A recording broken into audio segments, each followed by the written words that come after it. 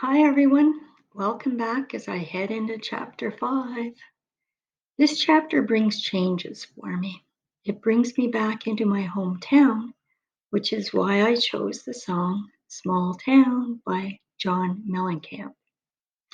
I'm happy to be back, but the activity continues and more connections are made. I hope you enjoy. I moved into my newly built home, which is on the water, in June of 2011. Although it was ready to move in the year before, I had not sold my house at the ski hill. Facing a difficult situation with carrying two homes, I opted to rent out the new home until the time was right. You have to do what you have to do. They say a home will not release you until you are ready, and I strongly believe this after going through so many moves in a short time. This was my second home that I had built, and I could not wait to move into it. Not only was it my newest pride and joy, but it was a move back to my interpretation of a so-called civilization. For me, it is a sense of security having people close by or going for a walk from your front door without the worry of a bear attack or some type of wildlife watching from the woods. Yes, I do have a respect for the wild animals, and I do like to keep the distance. May seem funny, but my first venture out of the town was to Concession 8, and in the time that I lived there, I had seen on the property wolves, including one in daylight at the side door of the driveway when I opened the back door. Also witnessed a wolf hunt involving a mother deer and her two fawns. There were also bears, foxes, a huge pot-bellied pig came from a farm, a bull that got loose, deer, everything that was around. All this activity and living only 2 kilometers from the town. I had my second ACL operation scheduled for June 6th of this year. With the ski hill closing date of June 8th, I had to have everything moved in and arranged, knowing I was going to be impeded with physical limitations from the operation. Looking back into 2010, it was also full of ups and downs. My first grandchild was born in January of this year.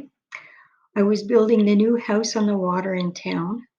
Life with the unknown is now a full-time occurrence and frightening to deal with. The house at the ski hill had not sold, and my financial and was financially impacting my life carrying two homes. My son was dealing with a DUI. I tore my second ACL at the end of October, and a well-deserved vacation in Cuba ended up in a cold spill, but a very memorable vacation. 2011 was another major year for me. For some reason, I thought maybe the occurrences would go away by moving into another location, kind of like leaving the past behind, only to discover, nope, this is not going away. This is part of who you are. In 2011, after I had surgery on the second knee and back to work, I was notified that my job was being eliminated come November. At least I had sold the home at Ski Hill, but the focus then became financial and my career forward. It was at this time that I decided to go back into real estate, to put the monetary package provided for 10 years of service towards changing careers. I started the real estate courses in 2011. I had been in real estate when I was in my mid-20s, but so much had changed, I needed to start from the beginning and take the courses, which included a huge, broad amount of curriculum. In the mid-80s, it was very easy to be a sales representative, but today is structure in place. There is so much more to comprehend. I had just started dating a man named Peter before I moved into my house on Mellencamp Street. It was after surgery during the summer that I considered telling him about what was happening. I had the same internal struggle of how to tell someone about the subject. We had been dating for a few months, and I trusted him wholly with my thoughts. That part, the trust part of telling, had no bearing on the subject it was portraying, what I'm seeing, and how do you bring up the subject? I took the easy way. I had started writing the book, which was considerably different than when Peter will read it today, but at least it was about opening up the subject. It was an introduction. Peter's reaction was very considerate. His first reaction was a hug for the trust I had put in him and sharing. He was intrigued and found it very interesting. He never pushed the subject or questioned beyond what he heard. He accepted the subject and considered what I had was insight into a subject that not many have, which was special in this respect. This was a good indication to me of acceptance of those that I know.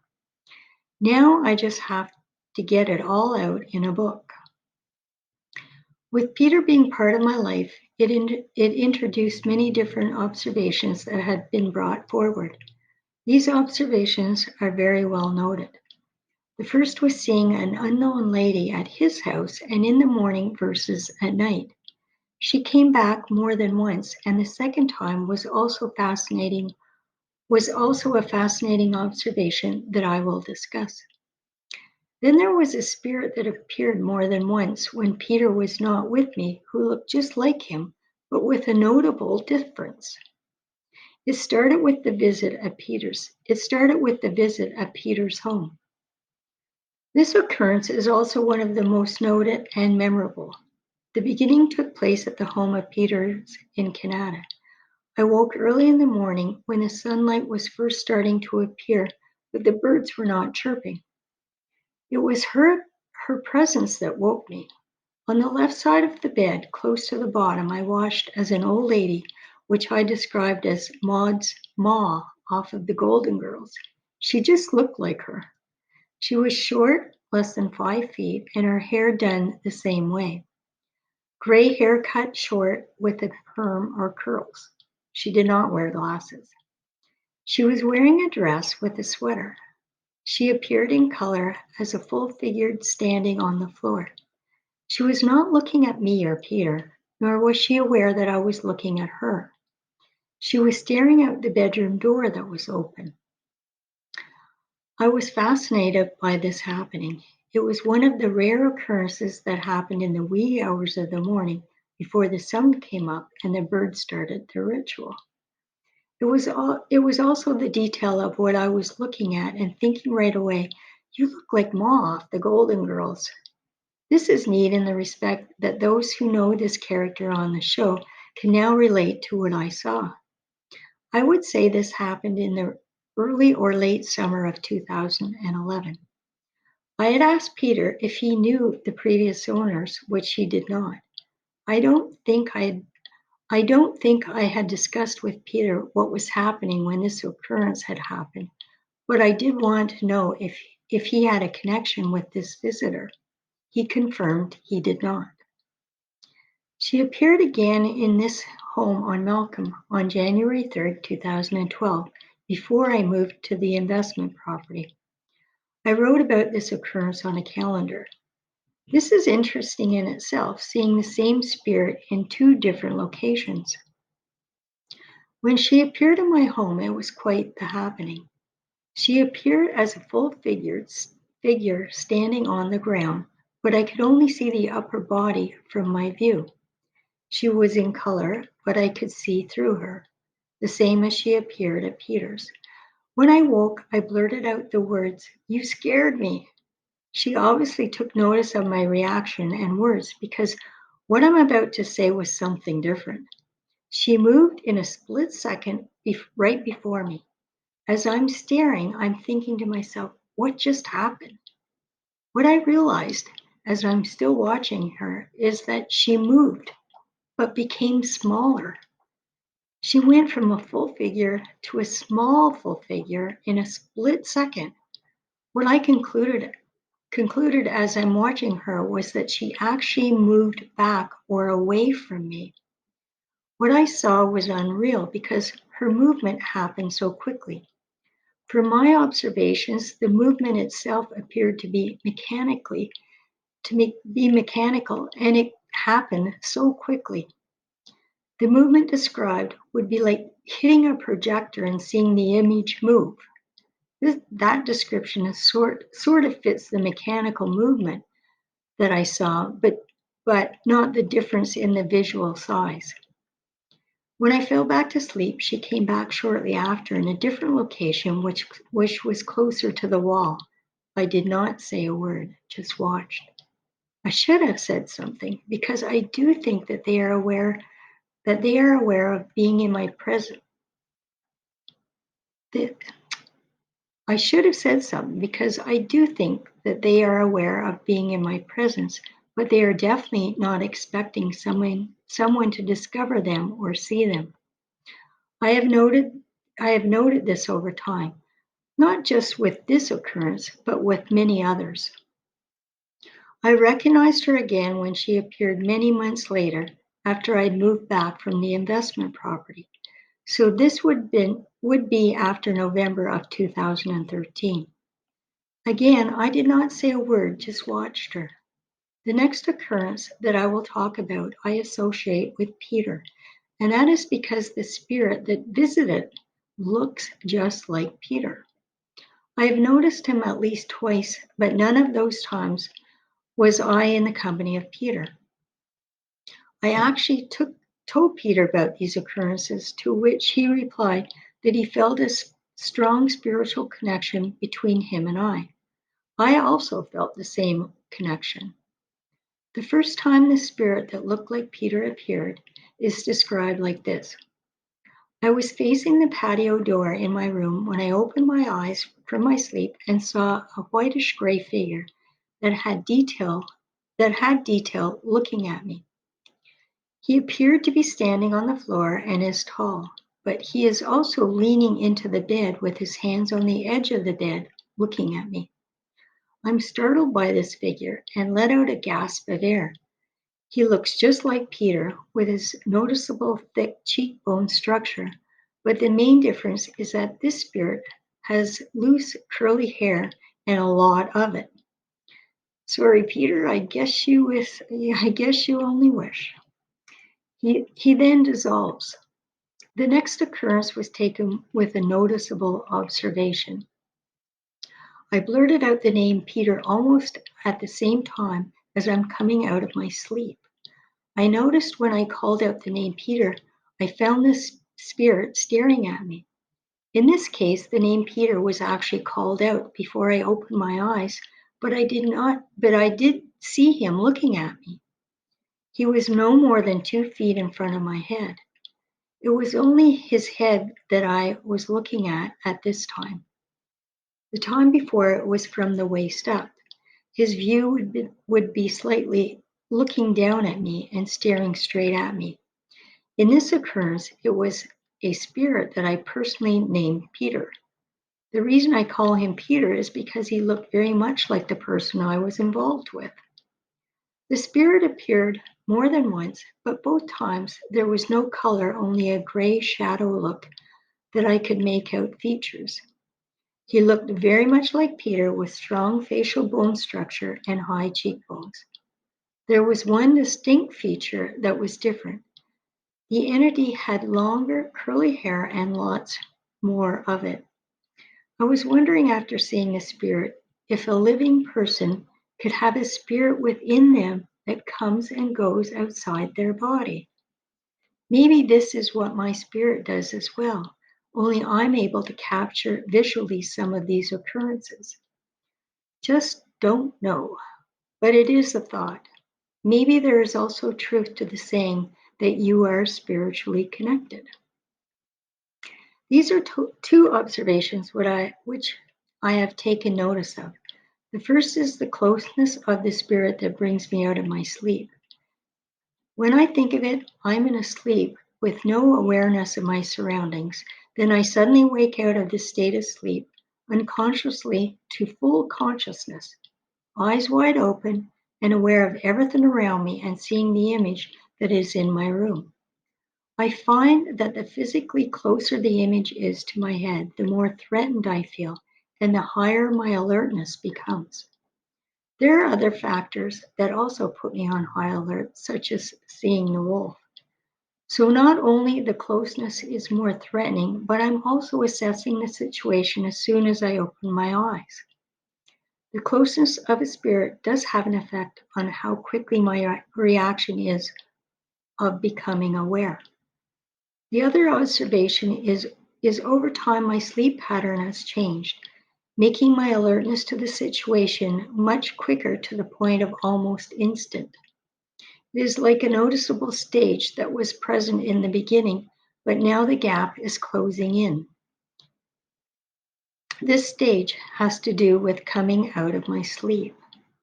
At the beginning, it was a struggle to come out of my sleep. I remember the effort it took me to wake up and open my eyes.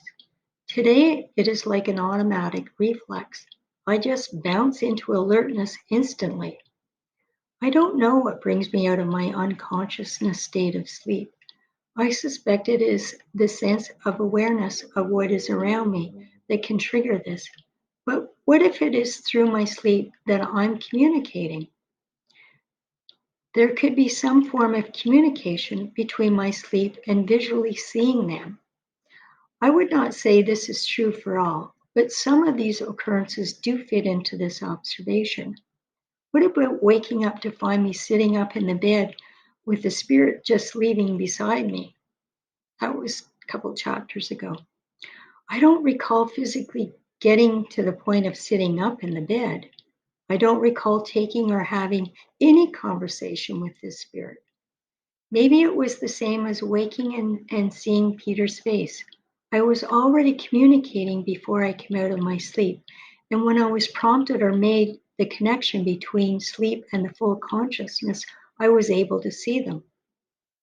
Another observation which happened in Pakenham was waking very slowly to the consciousness, waking very slowly to consciousness, to a voice that was talking to me, but I could not make out what he was saying. I recall saying, "I can't hear you, come closer." Then again said, "I still can't hear you." And the third time I said, "You need to talk louder."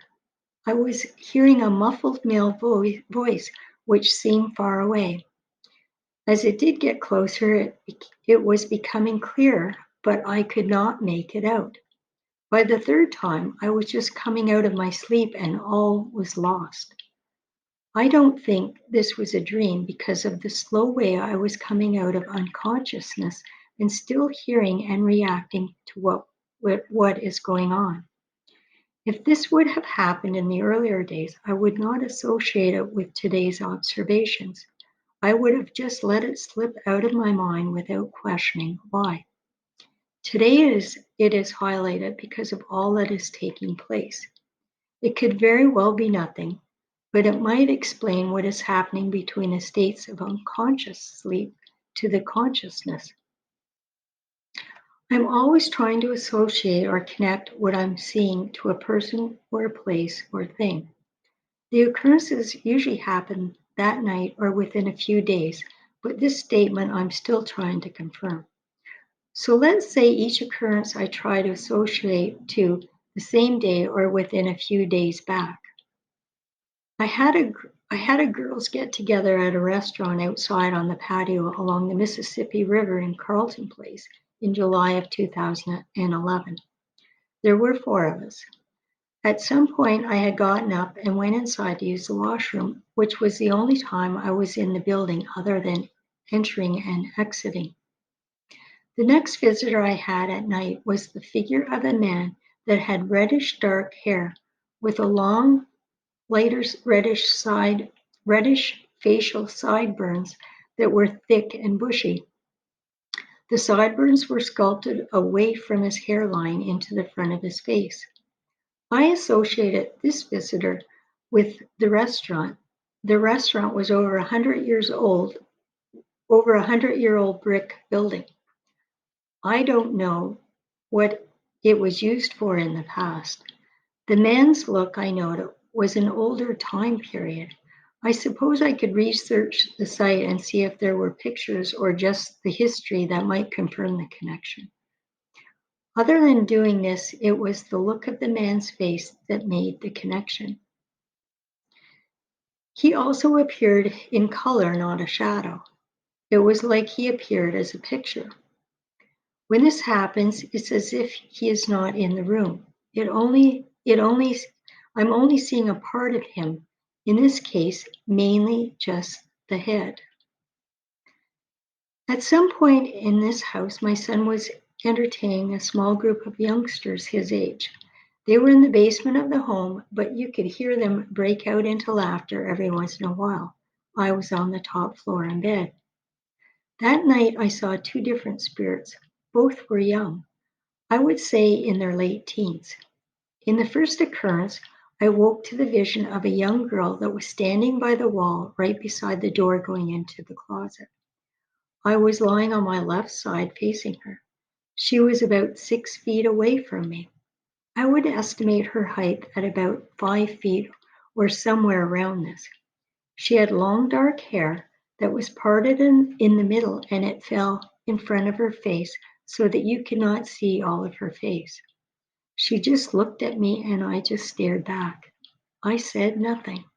She reappeared the next night. Same place in the same way. The other person that appeared the same night was a male. This was weird because it made me think we do not appear in the same clothes that we oh, it made me think, do we appear in the same clothes that we die in? Do we have on the same clothes as when we die? This young man had on hockey equipment without the shirt on. I could actually see the shoulder pads he was wearing. The shoulder pads appeared to be an older style than what is available today. Not only did he have equipment on, but he also had a stick in his left hand. He was left-handed. There was other activity that occurred in this home that I associated with this time, worth noting. Seeing a long blonde-haired woman sitting on a heavy-looking wooden chair, such as a chair from a throne, but was not ornate at all and had a high back. This picture presented was in color. Bouquets of flowers. One was still in the cellophane, which was interesting. It was packaged like it was just purchased from a grocery store. The cellophane was clear, so you could notice that there was flowers inside. One other flower was my favorite, peonies. This was a huge bouquet that was presented up close. I also saw from my position in bed what looked like the legs of a girl, which would be facing the headboard. What I could make out was the gray shadowy figure. I saw the same occurrence twice in this home and wondered if this could have been my sister trying to shake the headboard in an effort to wake me up.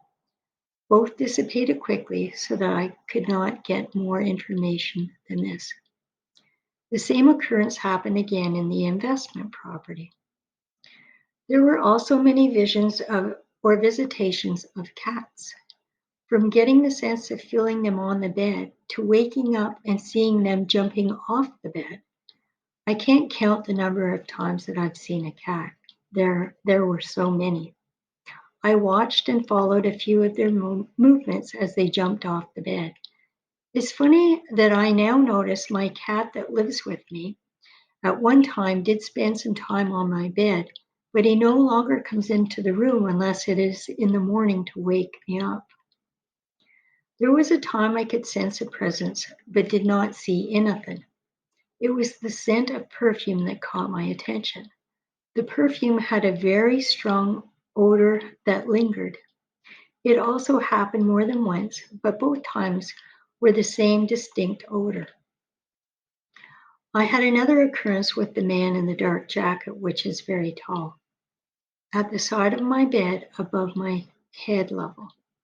I had seen this person before and he came back in the same position and same place, which was at the top of the bed beside my head. This time I said the words, You are tall. He is very tall as I gauged him to the top of the bedpost.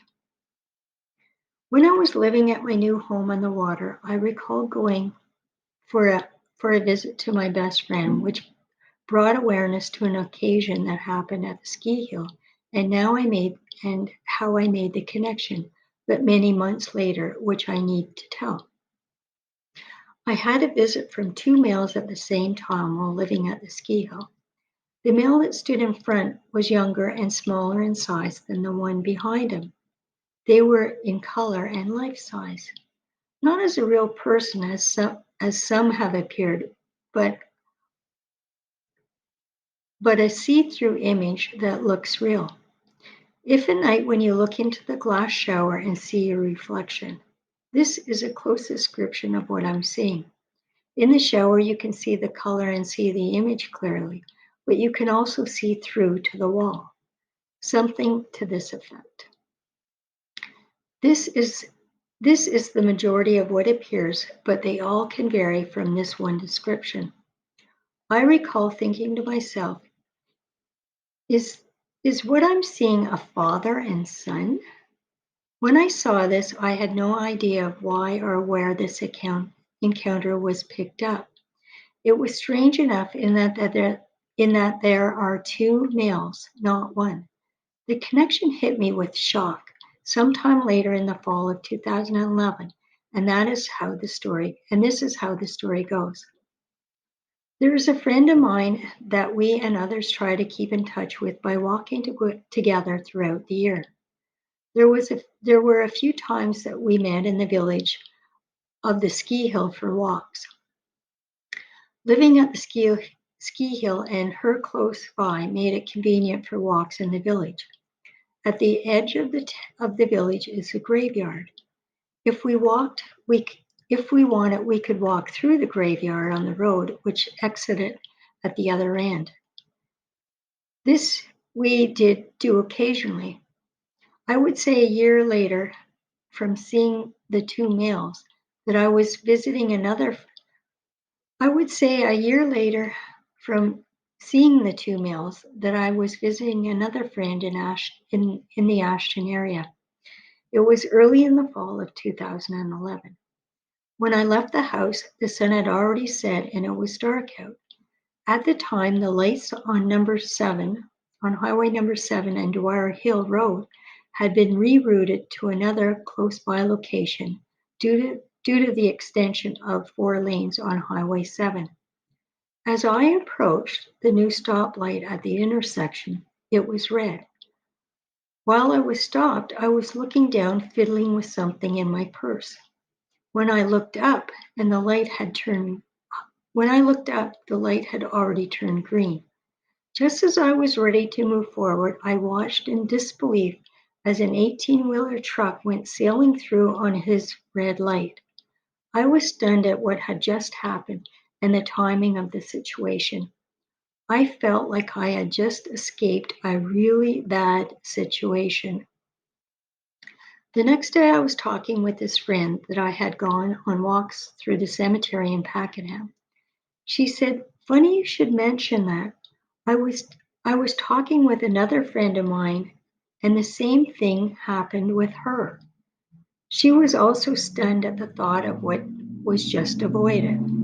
Then my friend continued to say, "It reminds me of the accident that happened in front of me. It was the same situation just outside of Arnprior." She said, "I was stopped behind another car at the stoplight of the intersection on Highway number 29 and 17. Like you, I was fiddling with something in my purse.